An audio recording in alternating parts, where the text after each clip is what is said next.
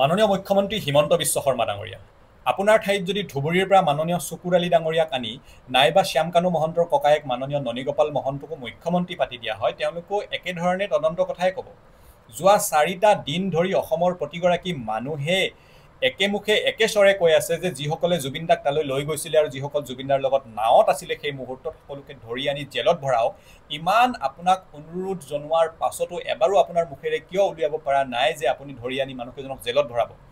আপুনি জুবিন দাৰ শেষ কৃত্যত উদ্ভাণ্ডলি কৰাসকলৰ বিৰুদ্ধে আইনী ব্যৱস্থা গ্ৰহণৰ কথা ক'ব পাৰে, আপুনি মুখ্যমন্ত্ৰী হৈ থকা অৱস্থাত ইটো কৰিব নিদিওঁ সিটো কৰিব নিদিওঁ বুলি ক'ব পাৰে, কিন্তু সেই একেই এগ্ৰেছন একেই দমত আপুনি এবাৰো কিয় কোৱা নাই যে আপুনি মুখ্যমন্ত্ৰী হৈ থকা অৱস্থাত কোনো সাৰি যাব নিদিওঁ, ৰাইজ আপোনালোকে চিন্তা নকৰিব, আমি সকলোকে আনি জেলত ভৰাম? কিহে আপোনাক ইমান বাধা দি ৰাখিছে?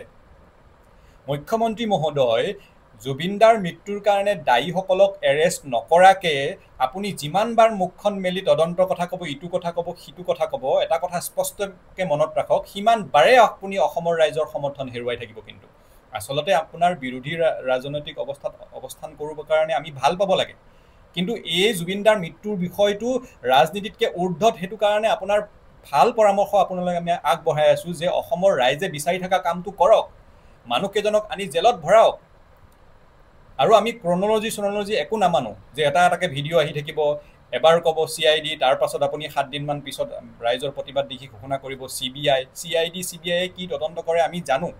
গতিকে আপোনাৰো দায়িত্ব বনে, যিহেতু আপুনি নিজেও কয় আপুনি জুবিন দাৰ ফেন হয়, জুবিন অসমৰ সম্পদ হয় বুলি আপোনাৰ ষ্টেটমেণ্ট আছে, গতিকে পলম নকৰি অনতিপলমে এই তদন্তটো উচ্চতম ন্যায়ালয়ৰ চিটিং জাজৰ দ্বাৰা কৰোৱাওক, SIT বহুৱাওক, গোটেই তদন্ত কৰক, মৃত্যুৰ তদন্ত কৰক, আৰু যোৱা কেইটামান বছৰ আগৰ পৰা সকলো কথা তদন্ত কৰক। কোনে জুবিন দাৰ ইউজ কৰি নিজৰ ব্যৱসায়িক লাভৰ কাৰণে জুবিন দাক ব্যৱহাৰ কৰি আহিছে, কোনে জুবিন দাৰ ধনৰ লগত খেলি মেলি কৰি নিজৰ ধন সম্পদ বঢ়াইছে, এই যিমানবোৰ এলিগেশ্যনছ আহিছে সকলোবিলাক পুংখানুপুংখভাৱে কিছু বছৰ আগৰ পৰা সকলো তদন্ত কৰক, তাত লৈ যোৱাসকলক তদন্ত কৰক, আৰু তাত নাৱত থকাসকলক সোধ পোছ কৰি তদন্ত কৰক, আৰু সকলো কৰাৰ আগতে যিসকলে লৈ গৈছিলে আৰু যিসকল লগত আছিলে তেওঁলোকক আনি জেলত ভৰাওক। গতিকে মুখ্যমন্ত্ৰী ডাঙৰীয়ালৈ আকৌ আমাৰ এটা ভাল পৰামৰ্শ, অসমৰ 3,30,00,000 জনতাই বিচাৰি থকা কামটো আপুনি কৰক।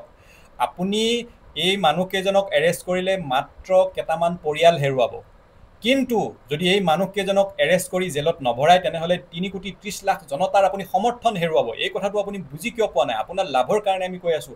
আনকি আপোনাৰ দলৰে বিষয়ববীয়াসকলে, দলৰে কৰ্মীসকলেও একেমুখে একেস্বৰে আমাৰ লগত দল নিৰ্বিশেষে সকলোৱে অনুৰোধ জনাই আছে যে যোনে দায়ী তেওঁলোকক আনি প্ৰথমতে ভৰাওক, তাৰ পাছত তদন্তবোৰ আৰম্ভ কৰিব। আৰু যিসকলে গ্লৰিফাই কৰি আছে তেওঁলোককো অনুৰোধ জনাওঁ, যিসকলে কৈ আছে মুখ্যমন্ত্ৰীৰ ক্ষিপ্ৰতাৰে এইটো কৰিলে সিটো কৰিলে, মুখ্যমন্ত্ৰী মহোদয়ৰ জাগাত যিকোনো এজন আমোলা থকা হ'লেও এইখিনি ব্যৱস্থা কৰিলেহেঁতেন। আটাইতকৈ প্ৰয়োজনীয় কাম কোনটো? যে জুবিন দাৰ মৃত্যুৰ কাৰণে দায়ীসকলক শাস্তি বিহাটো, সেয়াহে হ'ব আমাৰ জুবিন দাৰ প্ৰতি প্ৰকৃত শ্ৰদ্ধাঞ্জলি। গতিকে এই বিষয়টো পাতল নকৰিবলৈ সকলোকে অনুৰোধ জনাইছোঁ। এতিয়া ক্ৰনলজি বাদ দিয়ক, এতিয়া গ্লৰিফাই কৰা বাদ দিয়ক। আজি ক'ব CID, কালি CBI দিয়াৰ পাছত আকৌ কিছুমানে পোষ্ট লিখিব ধন্যবাদ মুখ্যমন্ত্ৰী ডাঙৰীয়া। এইটো কিহৰ কথা? মুখ্যমন্ত্ৰী ডাঙৰীয়াৰ নিজৰ দায়িত্ব বনে নে নবনে যে ঘটনাটো ঘটাৰ লগে লগে একেদিনাই ক'ব লাগে যে CID CBI নহ'ব, আমি ডাইৰেক্ট সুপ্ৰিম কোৰ্টৰ চিটিং জাজৰ দ্বাৰা এই তদন্তটো কৰোৱাম।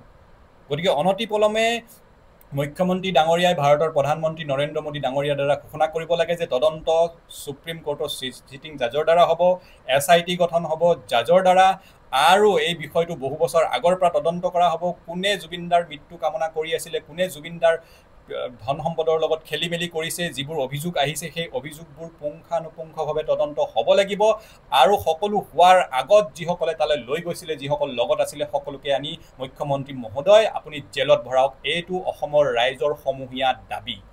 ধন্যবাদ। জয় আই অসম।